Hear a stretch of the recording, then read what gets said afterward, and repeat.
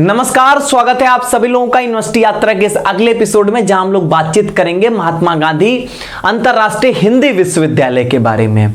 Video की शुरुआत करूं, मैं एक चीज पहले क्लियर कर देता हूं।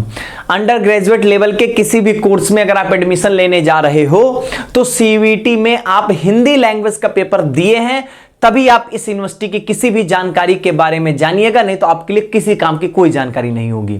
क्योंकि इनके किसी भी कोर्स में, अंडर ग्रेजुएट लेवल के, यूजी के लेवल के किसी भी कोर्स में हिंदी लैंग्वेज इनकी कंपलसरी है। हिंदी लैंग्वेज अगर आपने सीयूईटी पेपर में दिया है तभी आप इनके किसी कोर्स के लिए एलिजिबल हो, नहीं तो आप एलिजिबल नहीं हो। अब यहां पर आपको यूजी के लेवल पे आपको बीए के ढेर सारे लैंग्वेज के, सोशल साइंस के सब्जेक्ट के कोर्सेज मिलेंगे। बाकी आपको अलग से बीए एलएलबी और बीए बीएड का इंटीग्रेटेड प्रोग्राम देखने को मिलेगा। यहां पर बीए एलएलबी जो होता है वो हिंदी में पढ़ाया जाता है, और भी लैंग्वेजेस में है, लेकिन यहां पर ऐसी इन्होंने यहां पर शुरुआत इसी तरीके से किया था। और बाकी बातें मैं आपको बताऊंगा। यहां पे फीस के मामले में बहुत नॉमिनल है, चाहे हम लोग इसके एकेडमिक की बात करें, चाहे इसके हम लोग हॉस्टल फी की बात करें। रहना खाना सब बहुत ही सस्ता रहता है यहां पे। सबसे मोस्ट इंपॉर्टेंट बात यह है कि जिनके मार्क्स कम हैं और ठीक ठाक अच्छी यूनिवर्सिटी से काम भर के आप अपनी ग्रेजुएशन कंप्लीट करना चाहते हो, तो ये आपके लिए काफी बेटर ऑप्शन रहने वाला है।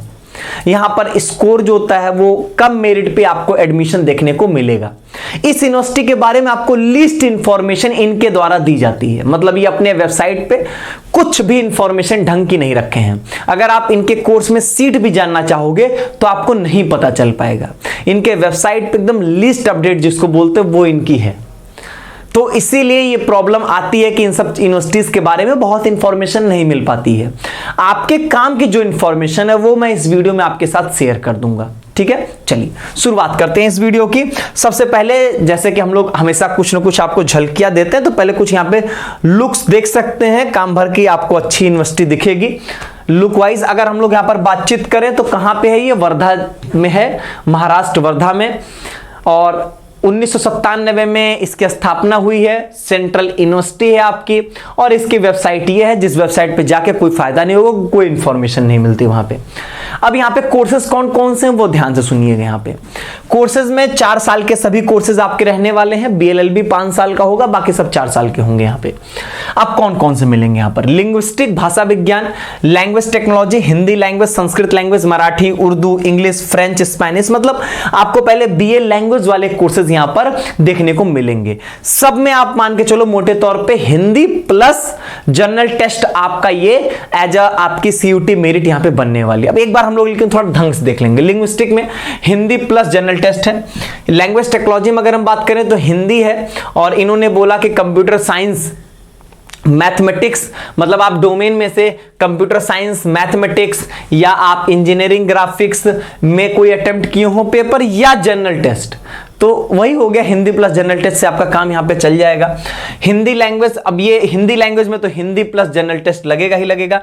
संस्कृत में भी हिंदी प्लस संस्कृत आपकी यहां पे लगेगी। ठीक है, आपके यहाँ पे हिंदी और संस्कृत यहाँ पे आपसे ये मेरिट बनाएंगे। मराठी में आपका हिंदी प्लस मराठी से आपकी मेरिट बनेगी। उर्दू में यहाँ पर आपकी हिंदी प्लस उर्दू से आपकी मेरिट बन रही होगी।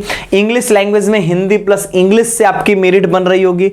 फ्रेंच में आपकी हिंदी प्लस जनरल टेस्ट, या तो हिंदी प्लस फ्रेंच लैंग्वेज हो या हिंदी प्लस जनरल टेस्ट। ठीक है, दोनों में से कोई एक चीज। स्पेनिश, मतलब किसी भी फॉरेन लैंग्वेज की अगर हम बातचीत करेंगे तो हिंदी प्लस वो लैंग्वेज अगर आप दिए हो पेपर तो ठीक है, नहीं तो हिंदी प्लस जनरल टेस्ट। तो मैं तो मान के चलता हूं आप मोस्टली यही होंगे जो हिंदी प्लस जनरल टेस्ट वाले होंगे यहाँ पे। ठीक है, इसके बाद यहां पर जापानीज में भी वही सेम सिस्टम है, या तो हिंदी प्लस जापानीज या तो हिंदी प्लस जनरल टेस्ट आपका। कंप्यूटर एप्लीकेशन वही बात हो गई, हिंदी प्लस आपका यहां पर जो है वो computer science, information practices, engineering graphics या मैथमेटिक्स, इसमें से आपके कोई एक सब्जेक्ट अटेम्प्ट होना चाहिए, तो हिंदी प्लस आपका एक सब्जेक्ट और। फिर यहां पर अगर हम बात करें मैनेजमेंट की, तो मैनेजमेंट के लिए हिंदी प्लस अकाउंटेंसी या बिजनेस स्टडीज या इकोनॉमिक्स, और यहां पर आपका या मैथमेटिक्स, इनमें से कोई एक सब्जेक्ट आपका अटेम्प्ट होना चाहिए, और नहीं तो फिर हिंदी प्लस जनरल टेस्ट से भी आपका काम चल जाएगा। ठीक है, मतलब यहां पर इन्होंने बोला कि हिंदी के साथ अगर आप accountancy, business studies, economics, mathematics में से कोई एक डोमेन दियो तो काम चल जाएगा, नहीं तो हिंदी प्लस जनरल टेस्ट आपका हो जाएगा। कॉमर्स की बात करें तो ये सब आपके कॉमर्स के प्रोग्राम हो जाएंगे। इसकी अगर हम बात करेंगे तो यहां पर आपका हिंदी प्लस अकाउंटेंसी या हिंदी प्लस जनरल टेस्ट से भी आपका काम हो जाएगा। इन्होंने लिखा ना, या तो ये सारे डोमेन्स हो या तो और जनरल टेस्ट आपका काम चल जाएगा। चाइनीज तो वही हो जाएगा, हिंदी प्लस जनरल टेस्ट से आपका काम यहां पे चल जाएगा। हिस्ट्री में Hindi plus history, Hindi literature में Hindi plus general test, sociology में हिंदी प्लस सोशियोलॉजी या एंथ्रोपोलॉजी होंगे तब भी काम चल जाएगा। संस्कृत लिटरेचर के लिए Hindi plus Sanskrit, political science के लिए हिंदी प्लस पॉलिटिकल साइंस। ठीक है, तो हिंदी कंपलसरी है। बाकी यहां पर आपके जो दूसरा सब्जेक्ट है वो डिपेंड करता है किस में आपका यहां पर ग्रेजुएशन होने वाला है। ठीक है, मराठी लिटरेचर में तो हिंदी प्लस मराठी।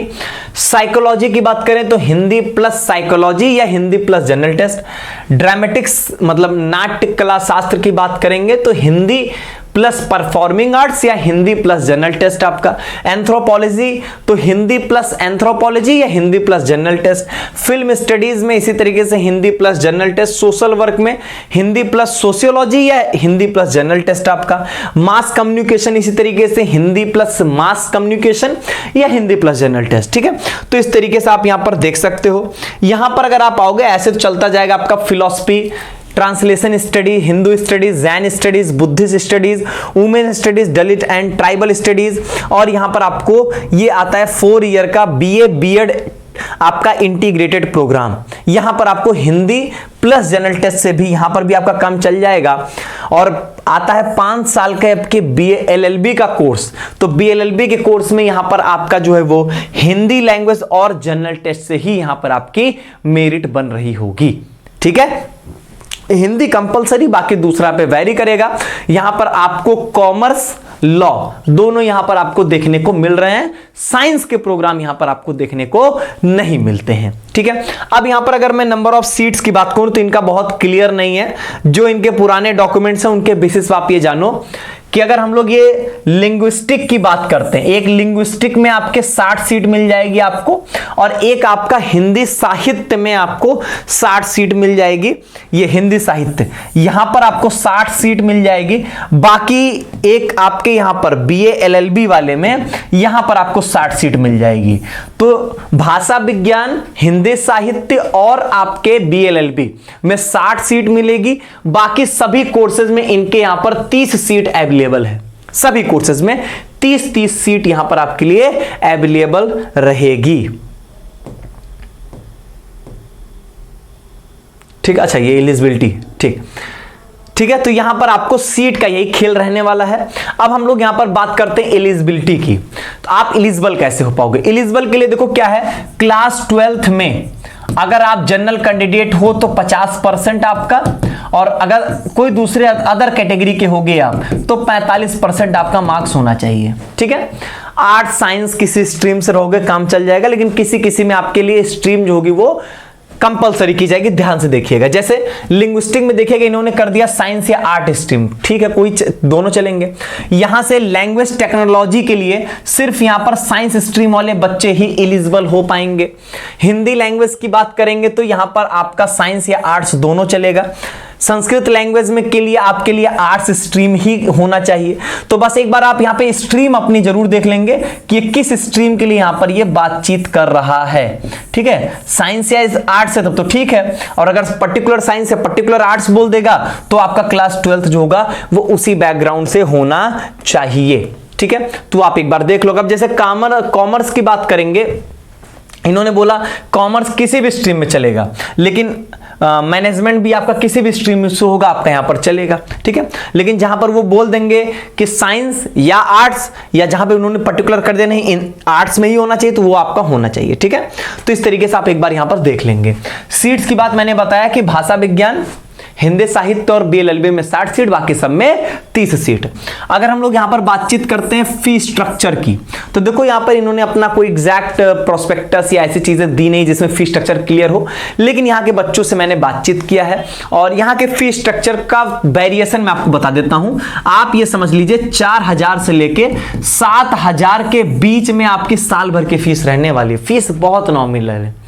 कुछ कुछ कोर्सेज जैसे बीएलएलबी की कोर्स आपके थोड़े महंगे हैं, लेकिन वो भी आपका यहां पर जो है उनकी फीस बहुत ज्यादा नहीं होगी। यहां पर बीएलएलबी, आप ये समझिए कि इन्होंने बीएलएलबी जब 2021 में शुरू किया था तो इसी उद्देश्य से किया था कि सबसे कम फीस में हम बीएलएलबी का कोर्स कराएंगे, वो भी हिंदी लैंग्वेज में। ठीक है, तो इसीलिए आपकी फीस जो होगी वो मैक्स टू मैक्स आप मानो कि 10,000 से ऊपर यहां पर आपकी फीस जो है वो नहीं जाने वाली है। तो यहां पे रहना खाना खर्च सारे बहुत ही मिनिमम है। हम अगर हॉस्टल की बात करें तो पहली चीज यहां पे सुनिए, 100% हॉस्टल की सुविधा उपलब्ध है। सभी को हॉस्टल यहां पर प्रोवाइड किया जाता है। हॉस्टल की फीस बहुत कम है, यहां पर आपकी 100 रुपए पर मंथ की फीस है। यहां पर 100 रुपए पर मंथ। आप ये जानो एक सेमेस्टर में मैं ये बच्चों ने मुझे 800, 900, 850 ऐसे बताया, मैं आपको इन जनरल बोल रहा हूं। एक सेमेस्टर का 1,000 रुपए आपको हॉस्टल की फीस लगेगी पर डे। खाने के अगर हम खर्च की बात करते हैं पर डे, तो वो आप ये मान के चलिए 100 रुपए। 100 रुपए यहां पर आपके पर डे खाने की खर्चा होगी पर डे। ठीक है, ये खाने का होगा। 80 रुपए ही मुझे बताया गया, लेकिन मैं 20 रुपए बढ़ा के आपको बोल रहा हूं। ठीक है, पर डे 100 रुपए आपके खाने खर्चा होगा, बाकी एक सेमेस्टर का 1,000 रुपए हॉस्टल की फीस होगी। बस इतनी ही इंफॉर्मेशन आपके लिए यहां पर जरूरी है जानने की, जो कि मेरे हिसाब से लगता है कि इससे ज्यादा आप जान के क्या करोगे। जब इनकी काउंसलिंग एडमिशन प्रोसेस शुरू होगी तो बेशक आपको पूरा रजिस्ट्रेशन प्रोसेस कैसे क्या होता है वो सब समझाया जाएगा। ठीक है, बाकी यहां पर बहुत ज्यादा इंफॉर्मेशन आपके लिए अवेलेबल नहीं है और इससे ज्यादा आपको जरूरत नहीं है। इतने के लिए ही मुझे, आप विश्वास नहीं करेंगे, बहुत समय लग गया इतनी इंफॉर्मेशन पता करने के लिए। जब तक बच्चों से बात नहीं किया गया कई सारे, तब तक कुछ क्लैरिटी यहां पे नहीं मिलती है। चलिए, तो आज के वीडियो में बस इतना ही। बाकी आगे के वीडियोस के लिए आप जो यूनिवर्सिटी के बारे में जानना चाहते हो वो कमेंट बॉक्स में बता दीजिएगा, उसी प्रायोरिटी लिस्ट में आपके लिए वीडियोस जो है वो दी जाएंगी। बहुत बहुत धन्यवाद।